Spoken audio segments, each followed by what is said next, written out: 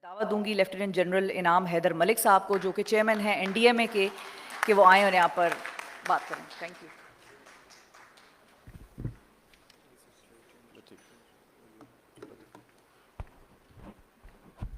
Bismillahirrahmanirrahim. We're very grateful for this opportunity to have an audience with the people who are interested to talk about and listen about the climate change and its impact on Pakistan. In the next couple of minutes, I'll take you to the journey of Pakistan's strive through the climate change and climate-induced disasters, and thereby also inducing some of the hopes and our comfort in futuristic management of Pakistan's disasters from here on. We have been living in the past of our histories from our floods of 2022, but now, alhamdulillah, we are going to showcase you what we have accomplished, what Pakistan has, and what is the indigenous capacity of Pakistan's promise to in compliance with the global climate expectations and thresholds. In the strategic conclusions, we'll just present what all we have seen in the earlier comments, that Pakistan stands fifth in the vulnerability to the climate change, but we also have a lot what at stake to have our national act in order. And we see that all of these disasters have impacted not only the Pakistan's state departments and provinces, but the communities to the ground roots level too. If you look at the Pakistan spectrum of the lead disasters in our past, we have been subjected to all of these kinds, all of the disasters in one way or the other in different calendar months of the year. And if we see that loss of these disaster-driven methodologies, Pakistan has been suffering for lack of anticipatory actions which have not been fully complemented in our systems. If you look at these two curves, if we do not comply with the global protocols of anticipatory actions and learning from the best practices thereon, we are at the danger of risking more lives and recovering very slow. Now, from that on, if we have seen that in the recent past, we have seen Pakistan's disasters which are impacting Pakistan's communities, and they have been repeatedly impacting Pakistan's at the height of 3 to 4% every year. And all zones, all communities, all areas impacted alike. But still there is a promise from the technology which has been derived from global nexus to provide comfort to Pakistan's economy, and it forces us to change from our erstwhile response from reactive to more proactive. We are very grateful for our lead NGOs, departments, enablers, and organizations which have been part of Pakistan's disaster management from the last mega floods of 2022, and they have also shaped us to learn from our previous experiences. What we have achieved from the last past is now, alhamdulillah, from 2022 to 2024, we are standing fairly comfortable from reactive to a proactive mode. Our national knowledge has also been collated properly.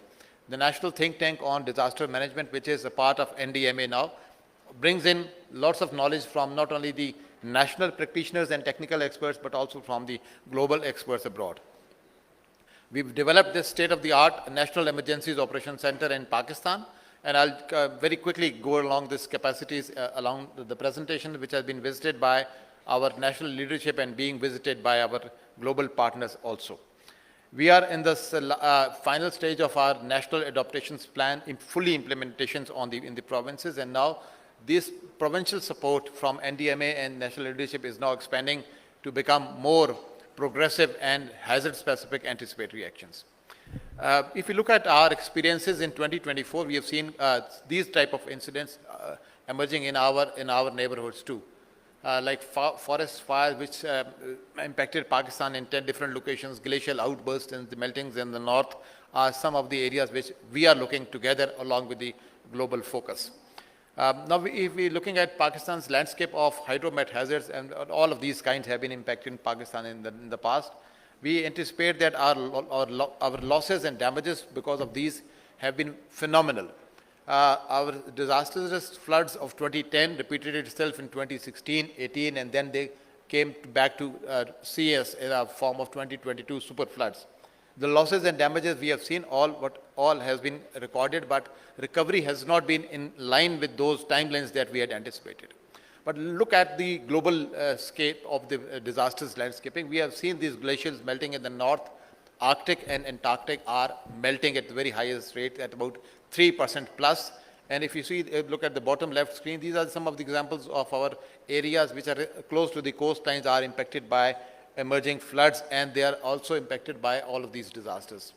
The pictures from Pakistan's perspective, some of the glaciers, if you compare these glaciers in 2 years time span differentials, we'll understand that now this is the time frame where we have lost bulk of the ice in HKH region, and this region, when it houses more than 2 billion people in 12 different countries around it, we anticipate that all of this is melting at a very high rate. The projections of the Pakistan's north is that probably today is 2024, we are looking at 23% reduction in snow persistence in HKH in the last couple of years. So in last 1 year, if we have reduced 24% of the snow in the region, it would impact the availability of waters in the Indus River basin and then the tributaries itself. If we are continue to do that, 23% loss of the snow and then 3% annual melting, which has been there in the last couple of years, we are looking at a loss of about 30% plus of the snow from HKH region impacting Pakistan. Now, these hydromet hazards are bringing the right kind of alarms for the people living close to the coastlines. Looking at Jakarta, probably by 2050, the places close to the coastline are going to be 35% lost to these emergencies partner. Then we are also looking at some of the coastal emergencies in Pakistan areas too. We have seen this in our close vicinity in the last 2 months.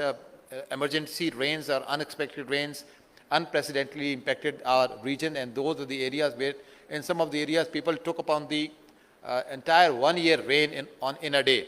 So that brings us lots of conclusion and for us to understand that how these are to be understood and how Pakistan needs to look at from that perspective. Apart from our geo or water related hazards, we are also looking at our history from geological hazards and our impact from 2005 earthquakes. We have went along about in the 19 years or so to fine tune our knowledge about the areas which are subjected to such like seismic activities again, where investments and rehabilitations of infrastructure is to be looked into very precisely. But if we look at our northern parts which are rich tourism potential, and if they are subjected to these type of geological hazards again, they not only impact the tourism potential of that area, but also impact upon the logistic supply chains broken down, and some of the humanitarian partners and NGOs works are also getting impacted. In the geological disasters, if we compare our regional examples and global examples alike, Japan, which takes about 35% of earthquake every year globally, it has infrastructure, very resilient, but we have seen a greater form of this resilience seen in Taiwan's earthquake in the last 1 month, where most of the infrastructure tilted but did not collapse fully, allowing lots of people to get saved or from these type of disasters. So there are lessons for our infrastructure to learn from these practices and move on.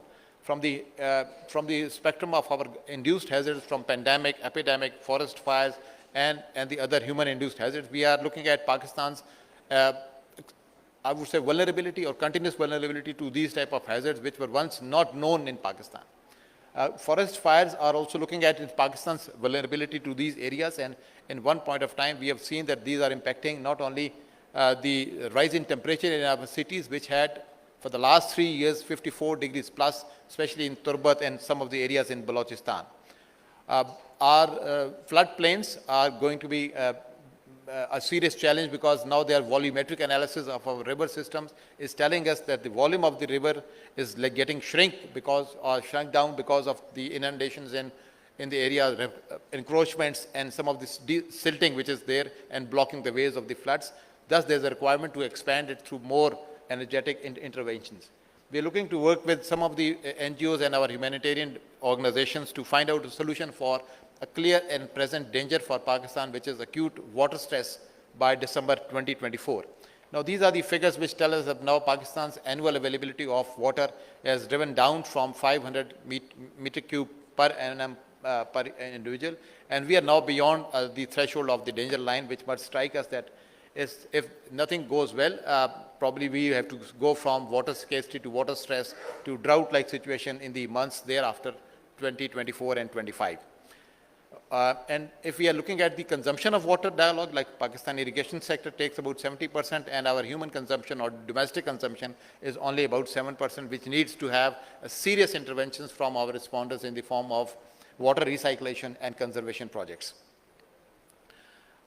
Food insecurity, whatever we have seen in the form of lack of water available from the rivers, but we are also looking at this transforming into other poly disasters in the form of food insecurity, which gets aggravated because of number of regional excesses, areas which are typically desert or arid zones, and then lack of access to those communities, which some of the topics which have been discussed.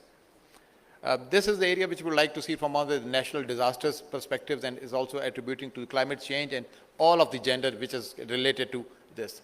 Pakistan has been a destination for one of the global waste imports from the very long time. And now this is the quantum which is impacting unmanaged disposal of these. Unmanaged disposal is also impacting our areas and cities. Unfortunately, some of the cities in Pakistan have been recorded in ranking in the top of the world index of not only the pollution, but also on the scale of the riverine mismanagements. This is an emerging threat to Pakistan's which is related to climate change, but also impacting the coastline life, which is like the seawater intrusions, and the seawater is coming down, getting mixed with the fresh water and the river Indus water delta, and creating a lack of access the fresh water for the agriculture and other purposes. In few years' time, we will be looking at serious challenges to our food security in our plains like Indus South and Sindh South. So these are the areas which are impacted today at about 88% rate and beyond. Our sea debris pollution, this is a relatively novel subject of climate change, which will impact the gender and the climate, everything all subjects related to it, and our ability to respond against it is also declining. Our unprecedented or unpredictable patterns are also matched by our global examples on their own. You look at the screens, and there's examples of the photo slides from Canadian fires, 670 in a day, and some of the coastlines, United States, which were impacted in the same time and much greater in intensity than they recorded last couple of years. We have seen that in the last disaster, we have been trying to struggle with our disasters management one after the other, but it would have been a very difficult situation for Pakistan or a struggling economy like Pakistan to manage two disasters on their own.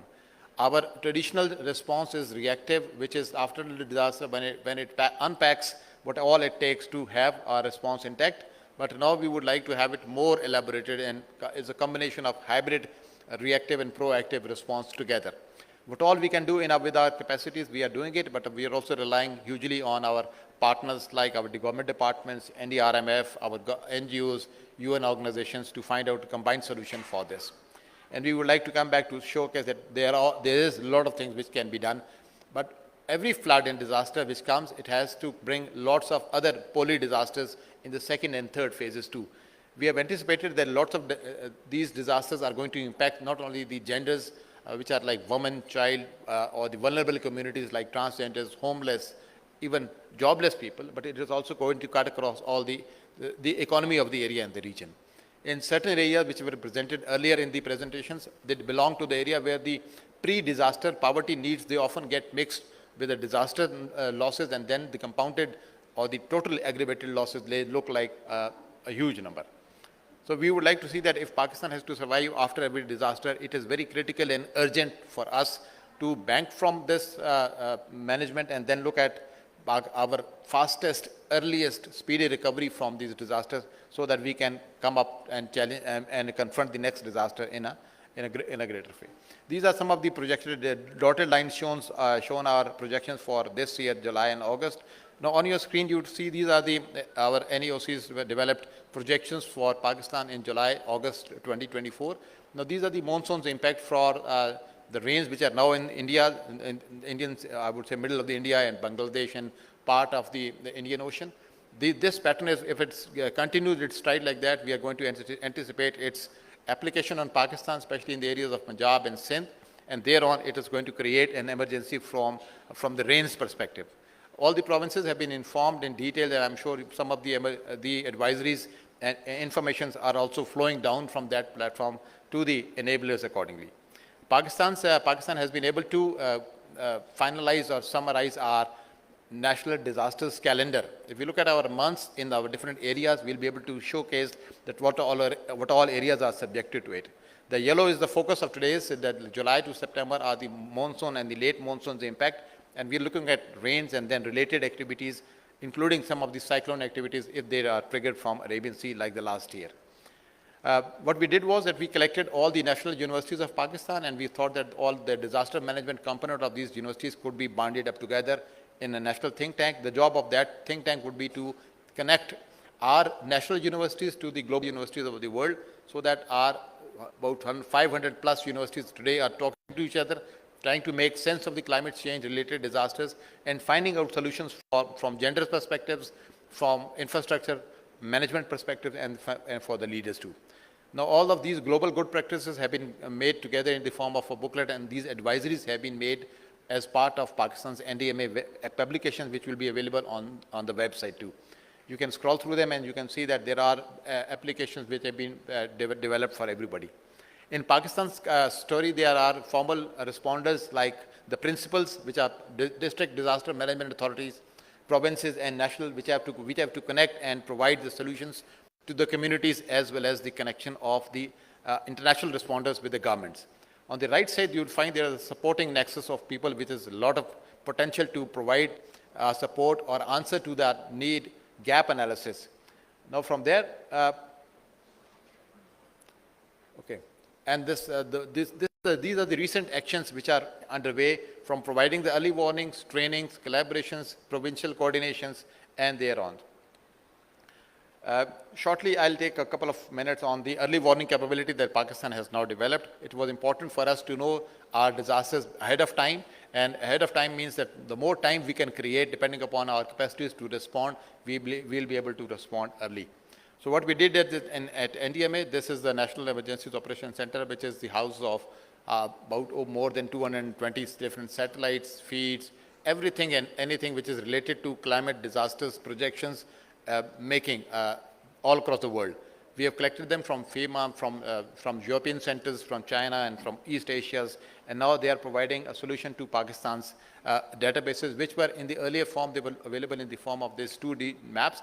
But what we did was we collected all of these map databases together, and we thought that if these could be made together in the form of a national common operating picture, now this common operating picture can then be made subject to all of data simulation process, which will provide some guidance and answers for everyone to respond. Alhamdulillah, today it has a capability to develop an answer to your questions, like in 10 months of time. It can determine that what type of disasters can be anticipated in what area of Pakistan, what could be the exposure and risks and losses and damages expected. And if we have time to respond and resources to respond, we could articulate an anticipatory action-driven scheme of response, which includes the people from home, household, tribals, groups, area agencies, NGOs in the areas, and then looking at the government sectors too. So what is possible to do is that to predict our cyclones and looking at the historic oscillations around it, we can predict what type of cyclone can be anticipated in the Arabian Seas. In the last year, if you recall, there was a cyclone Biparjoy, which was reported as indicated on the left top of the screen. We predicted this about 4 to 5 weeks earlier, and then we anticipated, and thanks to our government response from the area, government of Sindh, and the law enforcement agencies, NGOs came into place, and then we evacuated 85,000 people and with no casualties. Similar type of cyclone in 1992 had claimed over 6,000 lives, unfortunately, at that time. We talked about HKH region melting. Now the technology has some power to not only determine the areas of melting, but it can also determine the globs, which have the potential to get into very serious mode. From 3,000 and plus, we are looking to more than 60 or 50% of the areas and providing the solutions, so that the answers that you have seen in the post-floods 2022, now the technology has the capability to tell us this picture in the reverse order, that it can tell us that if this kind of flood would happen, that these kind of damages would be anticipated in these type of in a particular areas. For the floods analysis, and I will say this is possible to determine the different flows and expanse of the river flows, and now the technology can determine that in case of medium high to very high floods, who all would be impacted close to the rivers. And if you're looking at these simulations, the blue determines the usual course of the water, and the other on both sides would determine the expanse of the high, medium, and very high super floods. So all of this has been calculated, and whenever these kind of emergencies come, we do inform our provinces that these are the communities at risk, and they are the people which can be taken out of these disasters. Similarly, like Pakistan's seismic map from 1901 to 2024 has been recorded, and it is possible to identify, if not exactly the time, but the locations which are more sensitive to these type of shocks and what all can be done to get ourselves from the area. Now, these seismic activities, and if they are noted and recorded, they have the potential to also early warn and safeguard our infrastructure, which is closer to these areas. For example, on the right screen, you are looking at some of the visuals from our Karakoram highway projections, where we have anticipated that these are the areas which are more vulnerable, less or medium vulnerable to disasters, shocks, and what all can be done to provide specific infrastructure development advices into those areas, including constructions of our dams. Now, looking at our food security crisis, since we are looking at Pakistan's monsoon's traditional July and August period, so these are the same period which impact our most of the crops in their critical sessions. Now, in this, this technology can determine the loss to the agriculture. It can also predict the targets to the next year and provide solutions. Pakistan has been subjected to lots of fog, smog, and these type of situations. And I told you earlier, at one point of time, Lahore stood at ranking number 1 in one of the areas impacted. Now, national preparedness, which involves some of the actions which can be done together.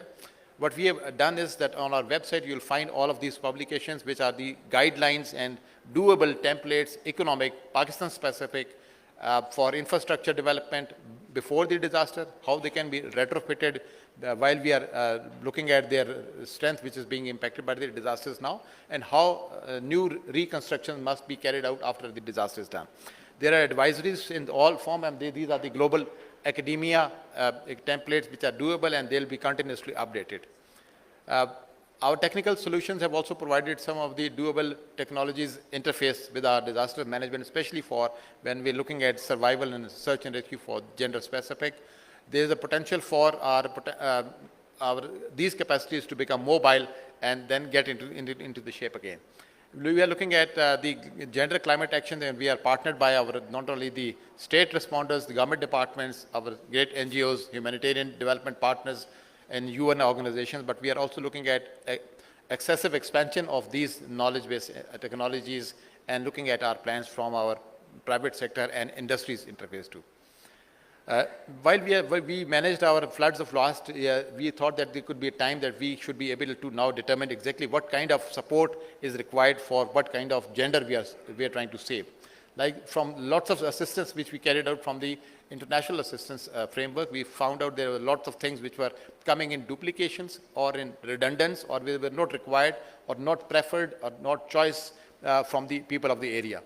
So now we have divided that in two categories. The low-cost articles will always be developed by our Pakistan's own industry, like blankets, kitchen items, the survival kits, and only the high-cost items which are relatively not available in Pakistan could be then determined for assistance from our UN organizations and our NGOs abroad.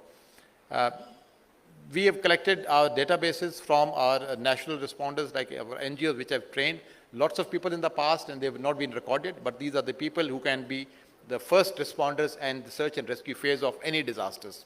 So these are people who come from different backgrounds, they are working into different areas, and they've been trained into specialities. We have collected them and registered them. There are over 2 million people now registered with some sort of experience or training from some of the agencies in the past, and they are available as first responders in case of next emergencies. We are working out with our area governments to provide a database so that these are the first available responders which can be equipped, trained, and placed in mountain areas, desert areas, urban, and then water-related crisis to manage. And before the military or the other organizations could come, they can also provide some of these solace. The communities are being engaged, as it was said, or it is all across the genders. Anybody who is not able to sustain or survive from these disasters is being categorized. Some of the initiatives which were started from the last year, but they need lots of impetus and lots of support to go along this. We would go along talking about this, but the important thing is that now all this information that I have spoken about is converted into the national alerts, and they are available on Pakistan's NDMA's portal. We are trying to reach out our communities through all mediums, from the print media, newspaper, digital media, social media apparatus, and obviously the other handlers, so that we can look at even utilizing churches and mosques so that the message of this disaster early warning can reach out to the remotest areas of Pakistan, and then if we are looking at the two spectrums of the national and the international media, the focus or the target audience is different, but at times this message will be duplicated and shared all across. Hazard-specific code capabilities, they are specific to genders, they are specific to the different stages of the disasters, and now it is more streamlined, more sophisticated, and hopefully in the next case of emergencies, if God forbid we have to undertake, we'll be relatively more prepared than our experiences of floods of 2022. And I would like to again expand this message of a lot of hope, and this is credence to Pakistan's own indigenous capability that we will be able to do that. We have requested our NGOs to also articulate their work so that they can be also seen in the cluster form of a monopolistic control of a particular area, and the next cluster could be in a different area, so that when we are looking at the exact needs of the areas in various genders and various disasters phases, we can target a particular community and then go back. Lastly, Pakistan is trying to also find its due share from the green climate or global climate financing in these. We have not been able to also go into a big way for our global climate fund to our carbon credits. This is an area where our new futuristic disaster management or anticipatory actions would also go in to find out some of the solutions for Pakistan's project that can provide a lot of support and encourage private sectors to come and develop those kind of articles which can provide solutions to Pakistan and also make the communities resilient. Now, once we're talking from vulnerability to resilience, now there's a message that we have covered a lot of distance. There is a lot of distance which can be still covered from our own indigenous support and some from the support and assistance from our global partners. We see as climate change is the, I think, fourth last on the list and shown in the red color. This is the only indicator which stays in the red and also keeps haunting us again and again, because all of these SDGs shown above, they'll be not accomplished, they'll stay short of our desired goals unless we stay or show demonstrated performance in the climate change related events. Thank you very much indeed.